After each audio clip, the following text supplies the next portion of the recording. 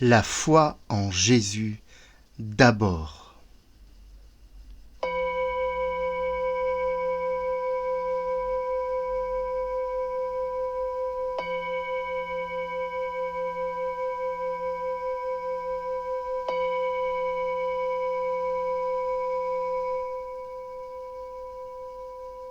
Chers frères et sœurs, chers amis dans le Christ, bienvenue dans ce quotidien Jésus numéro 278. Nous enregistrons la vidéo 171. Nous sommes le mercredi 9 août 2023, 18e semaine du temps ordinaire. Au nom du Père, et du Fils, et du Saint-Esprit. Amen. Seigneur, ouvre mes lèvres, et ma bouche publiera ta louange. Venez, crions de joie pour le Seigneur. Acclamons le Dieu qui visite et rachète son peuple. Il a fait surgir la force qui nous sauve. Jésus, Christ et Sauveur. Alléluia. Aujourd'hui, nous sommes le 9 août et nous fêtons Sainte Thérèse Bénédicte de la Croix. Sainte Thérèse Bénédicte de la Croix s'appelait Edith Stein, religieuse carmélite, vierge et martyre des camps de la mort, parce qu'elle était juive et qu'elle s'était convertie au catholicisme, copatronne de l'Europe. Sainte Thérèse Edith Stein, Sainte Thérèse Bénédicte de la Croix, Sainte Edith Stein, prie pour nous qui avons recours à toi.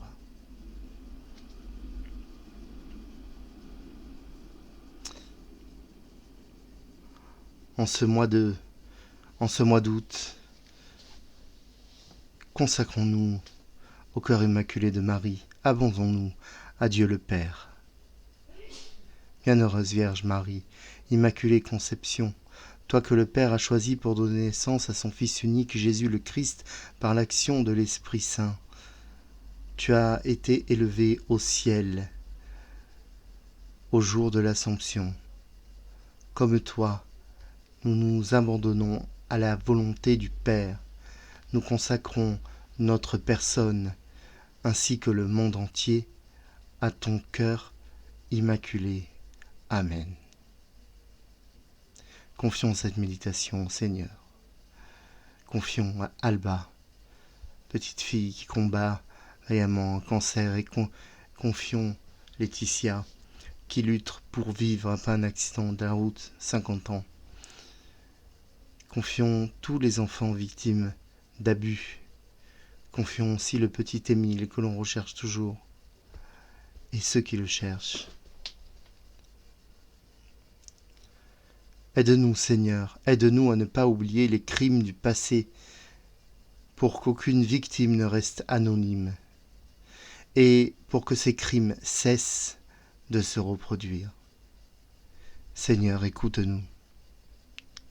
Seigneur, exauce-nous. Pardonne-nous, Seigneur, car nous sommes pécheurs. Je confesse à Dieu Tout-Puissant, je reconnais devant vous, frères et sœurs, que j'ai péché en pensée, en parole, par action et par omission. Oui, j'ai vraiment péché. C'est pourquoi je supplie la bienheureuse Vierge Marie, les anges et tous les saints, et vous aussi, frères et sœurs, de prier pour moi le Seigneur, notre Dieu. Que Dieu Tout-Puissant nous fasse miséricorde, qu'il nous pardonne nos péchés et qu'il nous conduise à la vie éternelle. Amen. Seigneur, prends pitié. Ô Christ, prends pitié. Seigneur, prends pitié.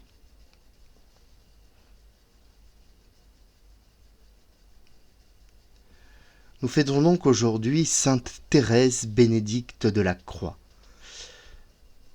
nom carmélite donné à Edith Stein. Je vous préviens tout de suite qu'Edith Stein est une des saintes qui compte le plus dans ma vie spirituelle. D'abord parce que elle était carmélite et que j'ai une dévotion particulière pour le Carmel, et ensuite parce qu'elle est martyre. Elle est martyre des camps de la mort. Edith Stein était une philosophe juive qui s'est convertie peu à peu au catholicisme jusqu'à entrer dans le Carmel. Sainte Edith Stein a bien choisi son nom, car la croix, elle l'a vécue. Arrêtée et envoyée à Auschwitz, mourant avec son peuple de naissance, peuple qu'elle ne reniera pas. Edith Stein a été une grande disciple de Jésus, Christ, avec une âme juive, qui a vécu au prix de sa vie, car on ne reprochait rien d'autre aux Juifs que de vivre. La Shoah m'a saisi très jeune. Mon grand-père m'a raconté très tôt la guerre. La Shoah m'a suivi tout au long de ma vie et continue de me suivre comme une dette mémorielle et spirituelle des tziganes, des homosexuels, des francs-maçons, mais surtout des juifs en très grand nombre, assassinés par balles et par la faim, et dans des camps, asphyxiés dans ce qu'on leur présentait comme des douches et dans lesquelles on balançait du gaz. L'horreur sans nom si ce n'est celui de Shoah. L'horreur qu'il faut dire et redire parce que le scandale n'a pas suffi. Les Balkans, le Rwanda, le scandale n'a pas suffi. Et l'antisémitisme existe encore. Le racisme, ce sont des fléaux de notre temps et de tous les temps. Il nous faut beaucoup prier. Il nous faut défendre les valeurs d'accueil et de tolérance, car ce sont celles du Christ.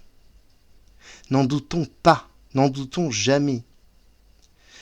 Oui, les valeurs qui fondent nos sociétés. Ces valeurs sont issues de la loi donnée à Moïse sur le Sinaï, les 10 commandements, et de celles que Jésus nous a laissées. Soyons attentifs, soyons vigilants. Que Dieu nous entende.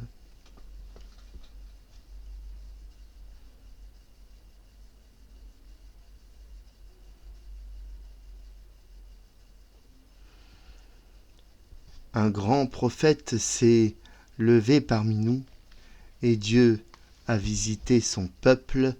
Alléluia.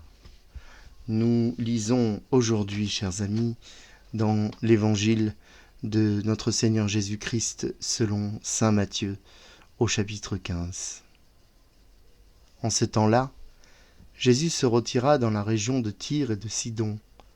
Voici qu'une Cananéenne venue de ces territoires disait en criant : « Prends pitié de moi, Seigneur, fils de David, ma fille est tourmentée par un démon. » Mais il ne lui répondit pas un mot. Les disciples s'approchèrent pour lui demander : « Renvoie-la, car elle nous poursuit de ses cris. » Jésus répondit : « Je n'ai pas été envoyé qu'aux brebis perdues de la maison d'Israël. Je n'ai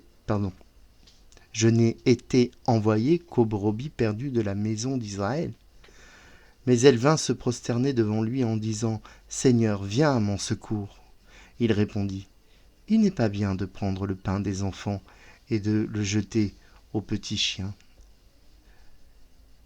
Elle reprit : « Oui, Seigneur, mais justement, les petits chiens mangent les miettes qui tombent de la table et de leur maître. » Jésus répondit, « Femme, grande est ta foi.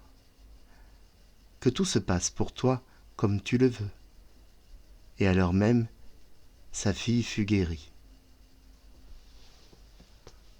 Nous acclamons ta parole. Louange à toi, Seigneur Jésus.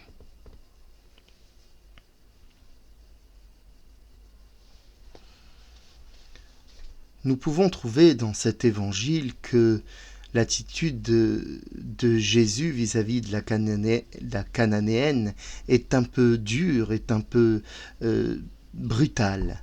Nous n'avons pas l'habitude de le voir si sourd, si muet face à la détresse d'une personne, face à la détresse de cette femme, certes cananéenne, mais qui représente l'autre. Les disciples veulent la chasser.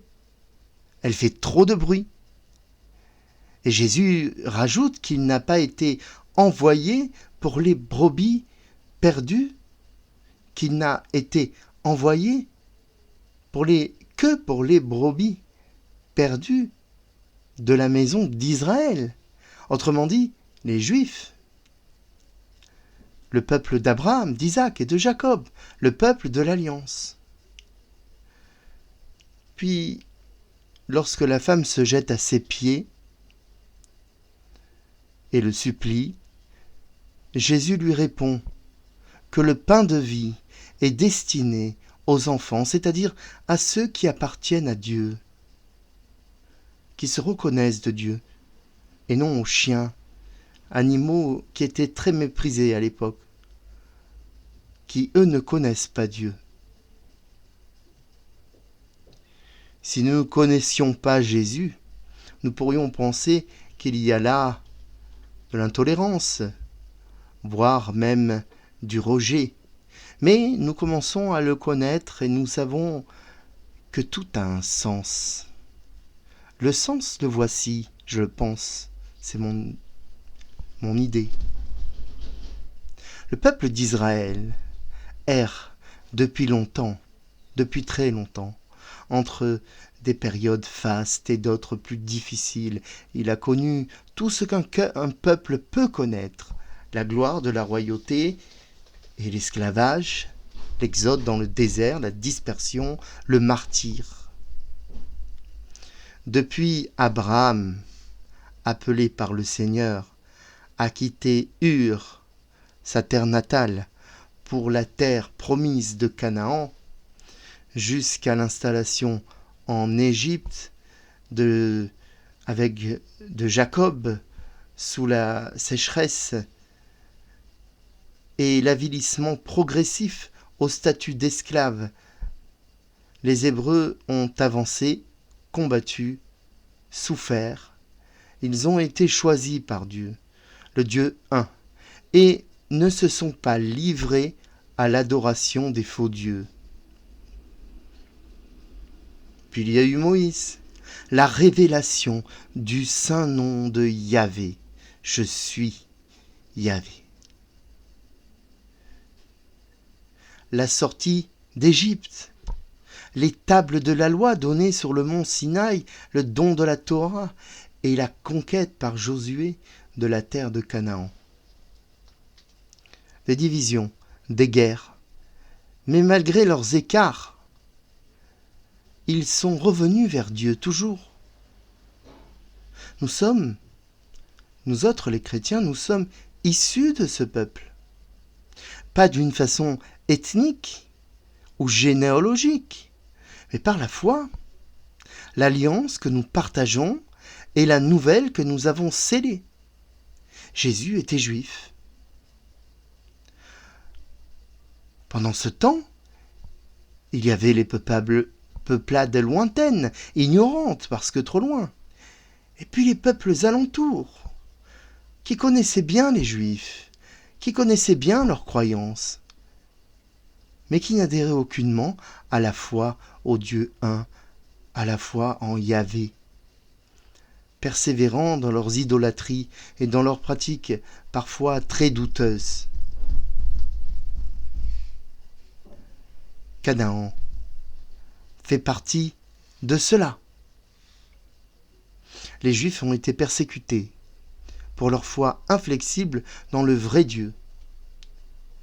Et Jésus vient d'abord sauver ce peuple, avant l'humanité entière. Mais il y a une raison. Il est trop facile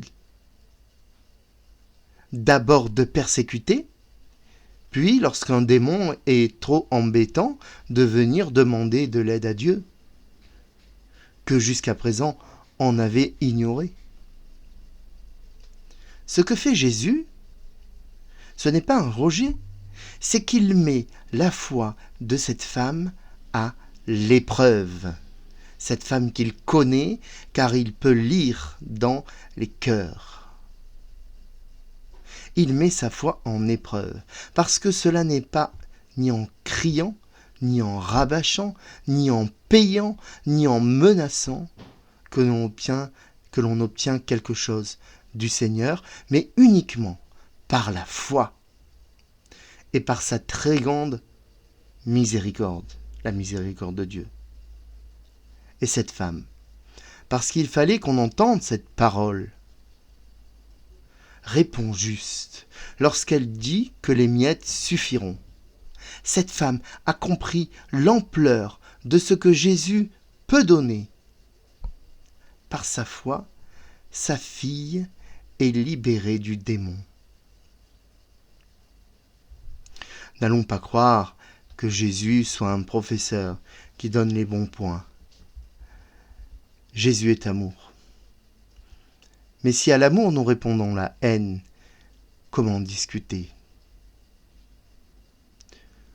Pour nous, dans notre monde et notre temps, de nombreuses fois nous demandons à Jésus, de nombreuses fois nous n'obtenons pas ce que l'on veut. Mais la question que l'on doit se poser est la suivante. Est-ce que je crois vraiment que ce que je demande peut être réalisé par Dieu ? Mais vraiment. Car si je n'y crois pas, si c'est juste un pari, quelle portée peut avoir ma prière ? Si au contraire je parle à Dieu avec mon cœur, simplement, mais sincèrement, si je redeviens son fidèle, si je le fréquente comme on fréquente un ami, Dieu m'apportera la solution. Cela ne sera peut-être pas ce que je pensais. Quand on demande à Dieu de nous aider, on ne sait pas comment il va nous aider. Ce que l'on sait, c'est que la réponse du Seigneur est la meilleure pour nous. Mais c'est parfois à l'opposé de ce que nous imaginions nous. Oui, Dieu nous apporte la solution si nous lui demandons vraiment, avec conscience, avec confiance, avec conviction. Et c'est en général dans la vie, c'est de cette façon qu'il faut vivre, avec conviction, en incarnant ce que l'on dit, et pas simplement en disant des belles paroles et puis après en faisant ce que l'on veut. Non, c'est en incarnant, comme Jésus a incarné l'humanité, en incarnant les paroles que l'on dit. Si l'on prône le pardon, il faut pardonner. Si l'on prône le partage, il faut partager. Si l'on prône la miséricorde, il faut être miséricordieux. Si nous prônons la gentillesse, il faut être gentil. Si on prône la douceur, il faut être doux. Sinon, ça n'a aucun intérêt, ça n'a aucune valeur. Nous perdons notre crédit. Dieu ne nous demande qu'une chose, une seule. C'est de l'aimer. Amen.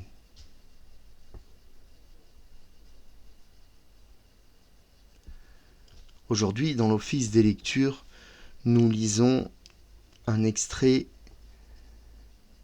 du livre La science de la croix de Sainte Thérèse Bénédicte de la Croix, Liechtenstein, Vierge et martyr. Le Christ a pris sur lui le joug de la loi, puisqu'il l'a parfaitement accompli et qu'il est mort pour la loi et par elle. C'est même ainsi qu'il a délivré de la loi ceux qui désiraient recevoir de lui la vie. Cependant, ils ne pourront la recevoir que si ils offrent leur propre vie. En effet, ceux qui par le baptême ont été unis au Christ, c'est à sa mort qu'ils ont été unis par le baptême. Ils se plongent dans sa vie pour devenir membres de son corps, afin, comme tel, de souffrir avec lui, mais aussi afin de ressusciter avec lui à la vie éternelle, à la vie divine. Pour nous, cette vie n'atteindra sa plénitude qu'au jour de la gloire.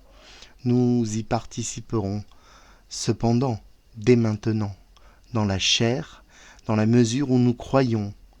Il s'agit de croire que le Christ est mort pour nous, afin de nous donner la vie. Celui qui a opté pour le Christ est mort au monde, et le monde est mort pour lui. Il porte dans son corps les marques de souffrance du Seigneur. Il est faible et méprisé devant les hommes, mais précisément en cela, il est fort, car la puissance de Dieu donne toute sa mesure dans la faiblesse. Sachant cela, le disciple de Jésus n'accepte pas seulement la croix qui lui est imposée, mais il se crucifie lui-même. Ceux qui sont au Christ Jésus ont crucifié en eux la chair, avec ses passions et ses convoitises. Ils ont soutenu un dur combat contre leur nature, afin que meure en eux la vie du péché, et qu'advienne un espace pour la vie de l'esprit. Seule importe cette dernière. La croix n'est pas un but en soi, elle élève et elle dirige le regard vers le haut. Chers frères et sœurs, je suis en général saisi par les carmes et les carmélites, et je suis saisi en particulier par ce texte que je n'ai pas trop raccourci, parce que ce texte est d'une profondeur inégalée. Et Edith Stein a beaucoup à dire, Sainte Edith Stein a beaucoup à dire à notre monde, celui d'aujourd'hui. Il faut lui demander d'intercéder pour nous.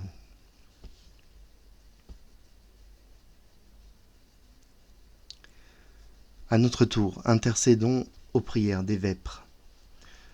Nous souvenons en cette fin de journée du repas où le roi des martyrs offrit sa vie pour nous et de la croix où il remit son esprit à son Père. Disons-lui notre amour. Seigneur Jésus, nous t'adorons. Toi qui as aimé jusqu'au bout, tu es la source de courage, le modèle des martyrs, loué sois-tu. Seigneur Jésus, nous t'adorons. Toi qui appelles tous les pécheurs et leur offres la vie, loué sois-tu. Seigneur Jésus, nous t'adorons. Toi qui as confié à ton Église le sacrement de l'Alliance nouvelle pour la rémission des péchés, loué sois-tu. Seigneur, nous t'adorons. Toi qui nous donnes aujourd'hui la grâce de la foi, loué sois-tu. Seigneur, nous t'adorons. Toi qui associes nos frères défunts au mystère de ta passion, loué sois-tu. Seigneur Jésus, nous t'adorons. Prions à toutes vos intentions personnelles de prière.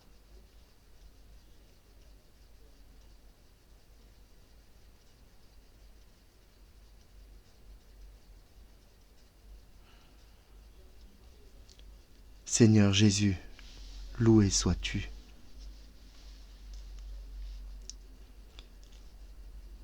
Notre Père qui es aux cieux, que ton nom soit sanctifié, que ton règne vienne, que ta volonté soit faite sur la terre comme au ciel.